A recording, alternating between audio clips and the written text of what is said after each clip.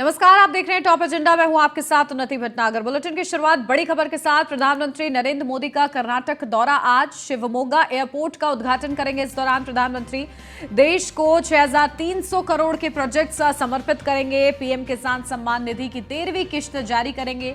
केंद्रीय कृषि मंत्री नरेंद्र सिंह तोमर भी मौजूद रहेंगे। तो आज प्रधानमंत्री नरेंद्र मोदी का ये बड़ा दौरा कर्नाटक का, और इस दौरान बड़ी सौगात भी वो देंगे। दोपहर 3 बजे कर्नाटक के बेलगावी में उनका विशेष कार्यक्रम निर्धारित किया गया है, जिस दौरान प्रधानमंत्री किसान सम्मान निधि की 13वीं किश्त जारी करेंगे आज। और इस मौके पर केंद्रीय कृषि मंत्री नरेंद्र सिंह तोमर भी मौजूद रहेंगे। तो ये बड़ी अपडेट आपको बता दें, जहां प्रधानमंत्री नरेंद्र मोदी का कर्नाटक का ये विशेष दौरा बताया जा रहा है, जिस दौरे को लेकर तैयारियां हो चुकी हैं। जहां शिवमोगा एयरपोर्ट का उद्घाटन करेंगे प्रधानमंत्री अपने इस दौरे के दौरान। देश को 63 करोड़ के प्रोजेक्ट्स समर्पित करेंगे। और इसी के साथ दोपहर 3 बजे कर्नाटक के बेलगावी में भी उनका विशेष कार्यक्रम है, और इस कार्यक्रम के माध्यम से पीएम किसान सम्मान निधि की 13वीं किश्त जारी करेंगे। और केंद्रीय कृषि मंत्री नरेंद्र सिंह तोमर भी मौजूद रहेंगे। अपडेट लेते हैं, हमारे संवाददाता पीयूष तिवारी हमारे साथ जुड़ गए। पीयूष, क्या कुछ जानकारी? प्रधानमंत्री नरेंद्र मोदी का कर्नाटक दौरा है, बड़ी सौगात भी वो देने वाले हैं, क्या कुछ जानकारी? देखिए, बात करें तो प्रधानमंत्री नरेंद्र मोदी आज चुनावी राज्य कर्नाटक पहुंच रहे हैं। और ये इस साल की अगर हम बात करें प्रधानमंत्री की इस राज्य में, तो 5वीं यात्रा होगी। और दौरान प्रधानमंत्री शिवमोगा एयरपोर्ट की शुरुआत करेंगे और बेलगावी में विभिन्न जो अलग अलग परियोजनाएं हैं, जो प्रोजेक्ट्स है, उसकी आधारशिला रखेंगे। और इस दौरान प्रधानमंत्री शिवमोगा में एयरपोर्ट का निरीक्षण भी करेंगे। और कार्यक्रम के तहत कई ऐसे प्रोजेक्ट्स हैं जिसकी आधारशिला प्रधानमंत्री रखेंगे। इसके साथ ही जो एयरपोर्ट बन रहा है वो करीब 450 करोड़ रुपए की लागत से बन रहा है। और कमल के आकार वाले इस एयरपोर्ट की अगर हम बात करें तो इस एयरपोर्ट की टर्मिनल की बिल्डिंग में हर घंटे 300 यात्री के आसपास आ सकते हैं और जा सकते हैं। तो निश्चित रूप से काफी महत्वपूर्ण जो दौरा है वो कहीं ना कहीं प्रधानमंत्री का है, क्योंकि इसके अलावा शिवमोगा, शिकारीपुरा, रानी बेन्नूर नई रेलवे लाइन को 990 करोड़ रुपए की लागत से विकसित किया जाएगा। और ये बेंगलुरु मुंबई मुख्य लाइन के साथ मलाड क्षेत्र को बेहतर संपर्क प्रदान करेगा। तो इन सब तमाम चीजों को लेकर अगर हम बात करें तो काफी महत्वपूर्ण जो दौरा है वो कहीं ना कहीं प्रधानमंत्री का है, क्योंकि सड़क से लेकर पानी सबके सब कहीं ना कहीं तरीके से गिफ्ट कर्नाटक को देने जा रहे हैं प्रधानमंत्री आज, और सौगात देने जा रहे हैं। और प्रधानमंत्री 215 करोड़ रुपए से अधिक कई रोड डेवलपमेंट प्रोजेक्ट की आधारशिला रखेंगे, जिसमें शिकारीपुरा शहर के लिए बेंदूर और रानी बेन्नूर से जुड़ने वाली नई बाईपास सड़क की बात करें, या मोगरा वल्ली से मुंबई तक NH 169A का चौड़ीकरण की बात करें, तो ऐसी तमाम जो परियोजनाएं हैं जिसकी सौगात प्रधानमंत्री आज कर्नाटक को देंगे। इसके साथ ही अगर हम बात करें तो जिस तरीके से अलग अलग परियोजनाएं हैं, शिवमोगा शहर में कोटेंग गुगुरु रेलवे कोचिंग डिपो को 100 करोड़ से अधिक लागत से विकसित किया जाएगा, ताकि शिवमोगा से नई ट्रेनें शुरू करने और बेंगलुरु और मैसूर के रखरखाव में की सुविधाओं में मदद मिल सके। तो तमाम चीजें, तमाम परियोजनाएं हैं जिसका आधारशिला और शिलान्यास आज प्रधानमंत्री कर्नाटक में करेंगे। बिल्कुल। और देखिए, पीएम किसान सम्मान निधि की 13वीं किश्त भी जारी करेंगे प्रधानमंत्री, और इस मौके पर नरेंद्र सिंह तोमर भी मौजूद रहेंगे। क्या कुछ खास देखिए उनके दौरे से जुड़ा हुआ, क्योंकि जिस तरीके से सौगात आज प्रधानमंत्री देने वाले हैं, क्या बड़ा संदेश इसके माध्यम से वो पहुंचाएंगे? देखिए, अगर हम बात करें तो कर्नाटक चूंकि चुनावी राज्य है, और ऐसे में प्रधानमंत्री का जो दौरा है वो लगातार कर्नाटक में होता रहा है। और यही कारण है कि कई परियोजनाओं की बात करें, कई योजनाओं की बात करें, उसका सौगात कहीं ना कहीं प्रधानमंत्री कर्नाटक के लोगों को देने जा रहे हैं। और इससे पहले भी कई परियोजनाओं का की आधारशिला और शिलान्यास हुआ था। ऐसे में प्रधानमंत्री आज घरेलू पाइप युक्त पानी किस तरीके से कनेक्शन प्रदान करना है, जिससे कुल 4.4 लाख से अधिक लोगों को लाभ होने की उम्मीद है, तो उसको भी कहीं ना कहीं उसकी भी सौगात देने का प्रधानमंत्री नरेंद्र मोदी देते हुए नजर आएंगे। और शिवमोगा में 895 करोड़ से अधिक की 44 स्मार्ट सिटी परियोजनाओं का भी आज उद्घाटन किया जाएगा। तो निश्चित रूप से काफी जो महत्वपूर्ण दौरा है प्रधानमंत्री का इस लिहाज से हो जाता है, क्योंकि कर्नाटक जो है वो चुनावी राज्य भी है, और करीब 6300 करोड़ रुपए के प्रोजेक्ट है वो देश को प्रधानमंत्री आज समर्पित करेंगे। तो आज किसानों के खाते में प्रधानमंत्री किसान की जो 13वीं किस्त है वो भी जारी की जाएगी। इसके साथ ही अगर हम बात करें तो अलग अलग परियोजनाएं हैं, अलग अलग चीजें हैं, उसकी आधारशिला कहीं ना कहीं आज प्रधानमंत्री रखते हुए नजर आएंगे कर्नाटक में। बिल्कुल ठीक है, यानी कि खास उनका ये दौरा होगा। बहुत शुक्रिया पीयूष आपका तमाम जानकारी के लिए। लखनऊ से अब खबर, विधानसभा सत्र का आज 7वां दिन है। सत्र में आज भी विपक्ष हंगामा कर सकता है। आज नेता विरोधी दल का बजट को लेकर भाषण है। नेता सदन भाषण के बाद आज नेता विपक्ष जवाब देंगे। तो विधानसभा सत्र का 7वां दिन आज है और सत्र में आज भी हंगामा होने के आसार हैं, क्योंकि आज विपक्ष जवाब देगा। नेता सदन भाषण के बाद आज नेता विपक्ष को जवाब देना है। और ऐसे में किस तरीके से जो सीएम योगी आदित्यनाथ ने बातें कही हैं, सदन में जो मुद्दे उठाए गए विपक्ष की तरफ से, उसका जिस तरीके से जवाब दिया है, उसको लेकर नेता सदन भाषण के बाद नेता विपक्ष क्या जवाब देते हैं, ये आज सदन की कार्यवाही में देखना महत्वपूर्ण रहेगा।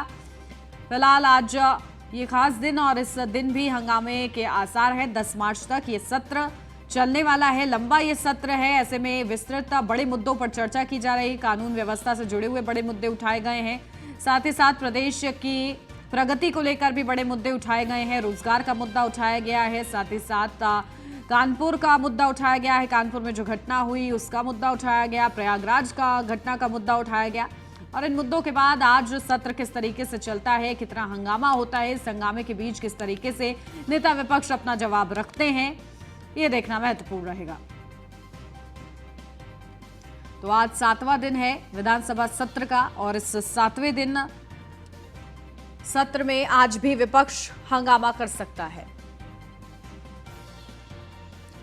तो आज नेता विरोधी दल का बजट को लेकर भाषण है। अपडेट लेते हैं, हमारे संवाददाता अश्विनी द्विवेदी हमारे साथ जुड़ गए हैं। अश्विनी, क्या कुछ जानकारी, देखिए किस तरीके से हंगामेदार लगातार सत्र जा रहा है और सीएम योगी आदित्यनाथ ने जो जवाब दिया है विपक्ष को, अब उसके बाद आज विपक्ष का दिन है, किस तरीके से आज हंगामा होने के आसार है, क्या कुछ खास रहेगा सदन की कार्यवाही? बिल्कुल, अगर बात करें तो आज बजट सत्र का 7वां दिन है और ऐसे में कहीं ना कहीं पिछले 7 दिनों की अगर कार्रवाई देखें तो लगातार हंगामा हो। यहाँ तक जब राज्यपाल का अभिभाषण हो रहा था उस दौरान भी आज जो विपक्षी पार्टी के नेता थे, विधायक थे, वो बेल तक आ गए, हंगामा कर रहे थे। प्रतिदिन हंगामा हुआ, किस तरह से गहमा गहमी सदन के अंदर देखी गई ये सबने देखा। आज जिस तरीके से सुचारू रूप से सदन चलना चाहिए था, जिस तरीके से सदन शुरू होने से पहले बातें होती हैं कि सदन इस बार बेहतर चलाया जाएगा, जनता के मुद्दों पर बात होगी, जनता के हितों की बात होगी, लेकिन जब सदन चलता है तब इस तरह की चीजें नहीं दिखाई देती। कहीं ना कहीं उस दौरान एक दूसरे को कहीं ना कहीं वार किया जाता है, एक दूसरे पर हंगामा होता है। कहीं ना इसके बाद अगर बात करें इस बार का जो बजट आया, बजट के बाद चर्चा होती है। चर्चा के दौरान आज जो है विपक्ष के नेता की जिम्मेदारी होगी कि भाषण कर देगा कि आखिर बजट कैसा रहा और क्या क्या उसमें खामियां हैं। निश्चित तौर पर अमूमन खामियां ही विपक्ष का नेता बताता है, तो आज खामियां तरीके से निकालने की कोशिश विपक्ष के नेता करेंगे। लेकिन आज फिर एक बार हंगामा होने के आसार है, क्योंकि जिस तरीके से 3-4 घटनाएं उत्तर प्रदेश के अंदर हुई हैं पिछले 2-3 दिन के अंदर, तो कहीं ना कहीं विपक्ष के पास एक बड़ा मुद्दा मिल गया, क्योंकि उत्तर प्रदेश सरकार कानून व्यवस्था के बलबूते पर ही दोबारा में सत्ता वापसी आई। और कहीं ना कहीं ये सच भी है कि कानून व्यवस्था को लेकर उत्तर प्रदेश सरकार ने बेहतर काम किया। मुख्यमंत्री के सख्त रवैये के चलते तमाम माफिया जो थे, माफिया राज चल रहा था, वो संगठित जो माफिया थे उनको नस्ते-नाबूद किया गया। हजारों करोड़ की संपत्तियां थी उनको सीज किया गया। लेकिन सबके बावजूद भी कहीं ना कहीं इस तरीके के छोटे छोटे नेता हैं, छोटी छोटी घटनाएं जो हो रही हैं वो सरकार के लिए सरदर्द बनी हुई हैं, क्योंकि विपक्ष के पास कोई मुद्दा नहीं होता है, लेकिन एकाएक मुद्दा मिलते हैं और उस मुद्दा जब मिलता है, जब सत्र चल रहा, तो निश्चित तौर पर सत्र में हंगामा होने के पूरे आसार है। चाहे वो प्रयागराज की घटना रही हो, या फिर नोएडा गाजियाबाद की घटना हो, या फिर कानपुर की घटना हुई, या कल जौनपुर में एक पत्रकार साथी के ऊपर हमला हुआ। इन तमाम चीज़ों को लेकर कहीं ना कहीं सरकार को घेरने का प्रयास किया, क्योंकि कानून व्यवस्था को लेकर लगातार अखिलेश यादव जो है सरकार पर तंज कस रहे हैं और दूसरी सरकार बता रही है कि कानून व्यवस्था को लेकर उन्होंने क्या किया।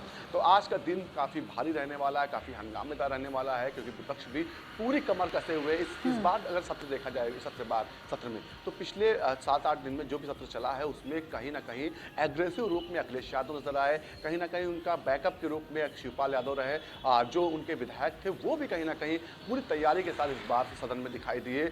जो मुद्दे थे उनको कहीं ना कहीं जोर शोर से उठाया गया। हालांकि सरकार के पास अपने आंकड़े हैं, चाहे रोजगार को लेकर के जब मुद्दा उठाते हैं तो सरकार के पास अपना आंकड़ा है कि कितना रोजगार दिया, और कहीं ना कहीं कल जिस तरीके से देखा गया 9055 जो अभ्यर्थी थे उसके उप निरीक्षक पद के, उनको नियुक्ति पत्र दिया, तो कहीं ना कहीं एक बड़ी उपलब्धि उत्तर प्रदेश सरकार के पास है। साथ ही साथ उत्तर प्रदेश में निवेश जो आया 33 लाख करोड़ से ज़्यादा का निवेश उत्तर प्रदेश में आया, तो वो कहीं ना कहीं जब रोजगार के लिए कहते हैं तो उसके पास सबूत होते हैं कि लमसम 92 लाख जो रोजगार हैं इस निवेश से सृजित होंगे। तो निश्चित तौर पर आज का जो दिन होने वाला है सरकार के लिए, विपक्ष के लिए महत्वपूर्ण है, क्योंकि दोनों ओर से कहीं ना कहीं अपनी अपनी बात रखी जाएगी। विपक्ष अपनी पूरी तैयारी के साथ आएगा, अखिलेश यादव खुद सदन में मौजूद रहेंगे और साथ ही साथ जो बजट होगा उस पर भाषण भी देंगे। जी बिल्कुल, तो देखिए आज 7वां दिन भी खास रहने वाला है। ठीक है, नजर बनाकर रखिएगा। बहुत शुक्रिया अश्विनी आपका तमाम जानकारी के लिए। यार रुक एक छोटे से ब्रेक के लिए, जल्द हाजिर होते हैं, आप बने रहिए न्यूज़ 1 इंडिया के साथ।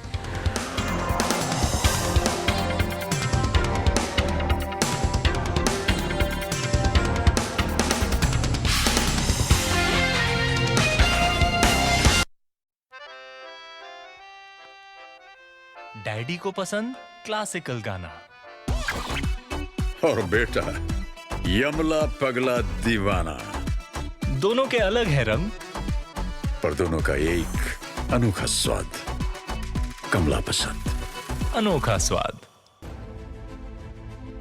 ग्लोबल इन्वेस्टर समिट और G20 ने यूपी को एक नई पहचान दी है। यूपी बीमारू राज्य के बंधन आगे सीएम योगी का 2 दिवसीय गोरखपुर दौरा, आज निजी कार्यक्रम में वो शामिल होंगे। सीएम योगी के आगमन की तैयारियां पूरी हो गई हैं।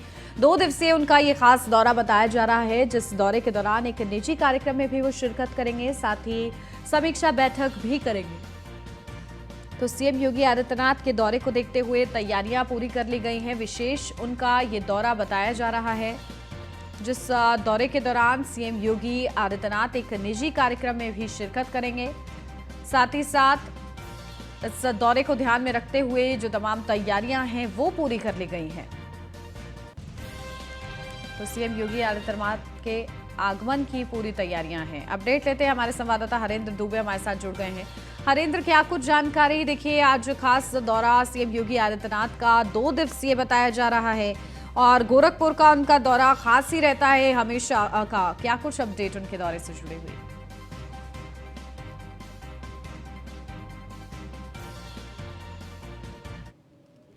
गोरखपुर एक मांगलिक कार्यक्रम में शिरकत करने के लिए आ रहे हैं और खास तौर से तैयारी पूरी कर ली।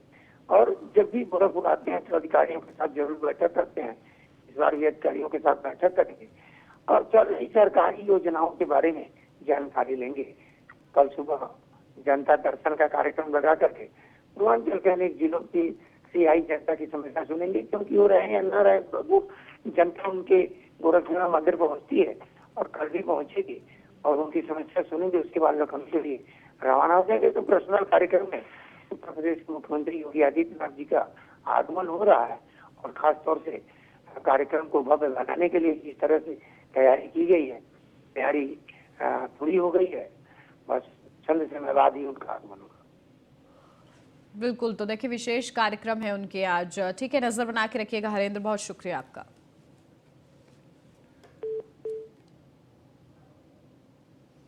वाराणसी से अब खबर, डिप्टी सीएम ब्रजेश पाठक का दौरा, आज दोपहर 2 बजे बाबतपुर एयरपोर्ट पहुंचेंगे डिप्टी सीएम। एयरपोर्ट से पंडित दीनदयाल चिकित्सालय आएंगे, कई जन औषधि केंद्रों का वो उद्घाटन करेंगे। दोपहर 3 बजे टीएफसी सेंटर पहुंचेंगे डिप्टी सीएम।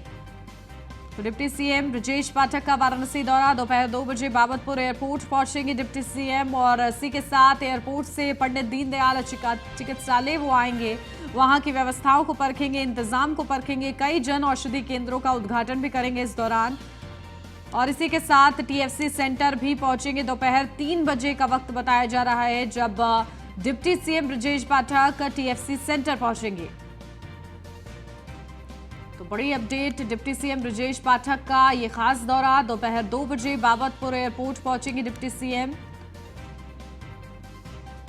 एयरपोर्ट से पंडित दीनदयाल चिकित्सालय वो आएंगे और साथ ही साथ व्यवस्थाओं को वो परखेंगे। कई जन औषधि केंद्रों का उद्घाटन भी करेंगे इस दौरान। दोपहर 3 बजे के करीब टीएफसी सेंटर पहुंचेंगे डिप्टी सीएम ब्रजेश पाठक। वाराणसी का उनका ये खास दौरा बताया जा रहा है, जिस दौरान स्वास्थ्य मंत्री होने के नाते वो तमाम व्यवस्थाओं को भी परखेंगे। जन औषधि केंद्रों का उद्घाटन भी वो करेंगे और बड़ा संदेश भी डिप्टी सीएम ब्रजेश पाठक की तरफ से दिया जाएगा। मथुरा से अब खबर, यमुना एक्सप्रेसवे पर भीषण हादसा हुआ है। तेज रफ्तार डबल डेकर बस अनियंत्रित होकर पलटी है। यमुना एक्सप्रेसवे पर दुर्घटना में 3 यात्रियों की मौत हुई है। करीब 1 दर्जन से ज्यादा यात्री दुर्घटना में घायल हुए हैं। कई सवारियां गंभीर रूप से घायल हुए हैं। अस्पताल में सभी को भर्ती कराया गया है। तो तेज रफ्तार डबल डेकर बस अनियंत्रित होकर पलटी है। यमुना एक्सप्रेसवे पर दुर्घटना में 3 यात्रियों की मौत हुई है, जहां करीब 1 दर्जन से ज्यादा यात्री दुर्घटना में घायल हुए हैं। अस्पताल में उन्हें भर्ती कराया गया है। तो कई सवारियां गंभीर रूप से घायल, अस्पताल में उन्हें भर्ती कराया गया है। तो बड़ा ये हादसा हुआ है, यमुना एक्सप्रेसवे पर यह भीषण हादसा हुआ है, जिस हादसे में तेज रफ्तार डबल डेकर बस अनियंत्रित होकर पलट गई। यमुना एक्सप्रेसवे पर दुर्घटना में 3 यात्रियों की मौत हुई है। करीब 1 दर्जन से ज्यादा यात्री दुर्घटना में घायल बताए जा रहे हैं। तो कई सवारियां गंभीर रूप से घायल हैं। अस्पताल में उनको भर्ती कराया गया है।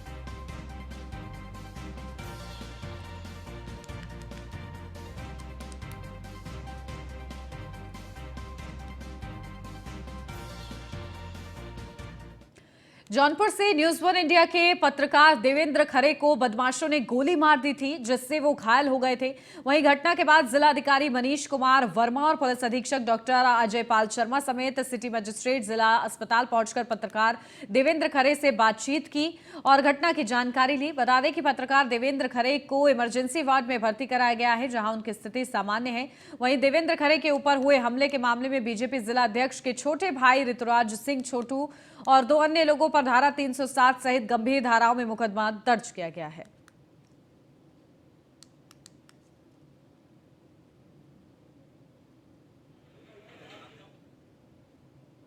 कुछ समय पहले ये सूचना प्राप्त हुई थी कि देवेंद्र खरे जो हैं उनके ऊपर किसी के द्वारा हमला किया गया, जिसमें कि अभी फिलहाल इनको उपचार के लिए हॉस्पिटल में एडमिट करवाया गया है। और बाकी हमारी टीमें जो हैं अभी मौका मुआयना किया गया मेरे द्वारा भी और हमारे एसपी सिटी सीओ सिटी द्वारा भी, और फिलहाल जो विक्टिम हैं उनसे भी बात की गई है। बाकी टीमों को इसमें लगाया गया है, इसको जल्दी से जल्दी वर्कआउट किया गया है। इन्होंने लिए जो साहस किया है उनके विरुद्ध कठोरतम कार्रवाई की जाएगी। अमरोहा से अब खबर, जमीनी विवाद में जमकर मारपीट हुई। 2 पक्षों में जमकर पथराव हुआ। लाठी डंडे से मारपीट और पथराव का वीडियो वायरल हो रहा है। मारपीट के दौरान कई लोग घायल हुए हैं। सूचना पर पहुंची पुलिस जांच में जुटी हुई है। नौगावा सादात थाना क्षेत्र के खेड़ा अपरौला का ये पूरा मामला बताया जा रहा है। तो 2 पक्षों में जमकर पथराव हुआ। लाठी डंडे से मारपीट और पथराव का ये वीडियो तेजी के साथ वायरल हो रहा है। मारपीट के दौरान कई लोग घायल भी हो गए हैं। जमीनी विवाद के चलते ये मामूली सी कहासुनी हुई, लेकिन वो कहासुनी इतनी बढ़ गई कि इस कदर मारपीट हुई। दोनों पक्षों में जमकर पथराव भी हुआ, लाठी डंडे भी चले और कई लोग इस दौरान चोटिल भी हुए हैं। नौगांव सादा थाना क्षेत्र के खेड़ा अपरौला का ये पूरा मामला बताया जा रहा है।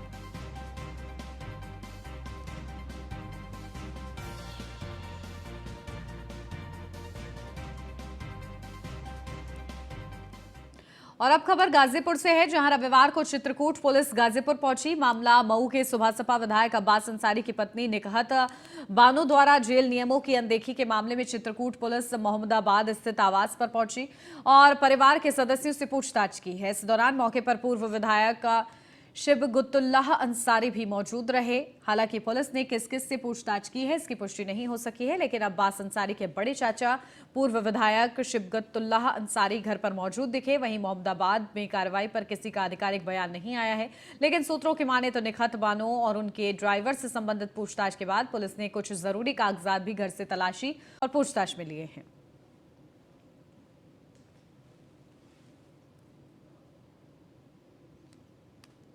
मेरठ में होली पर शराब माफियाओं की खैर नहीं है। होली पर सक्रिय होने वाले शराब माफियाओं के गांव को पुलिस ने चिन्हित किया, जहां पकड़े जाने पर माफियाओं पर सख्त एक्शन होगा। एसएसपी रोहित सिंह सजवान ने कहा, जिले के अंदर अति संवेदनशील इलाकों में नजर रखी जाएगी। साथ ही नगर और देहात के अति संवेदनशील इलाकों में अतिरिक्त पुलिस बल की तैनाती की जाएगी। नगर क्षेत्र के ब्रह्मपुरी, लिसाड़ी गेट, कोतवाली, दिल्ली गेट मिश्रित आबादी वाले क्षेत्रों में भारी पुलिस फोर्स तैनात की जाएगी। साथ ही चप्पे चप्पे पर ड्रोन से पुलिस निगरानी बनाकर रखेगी।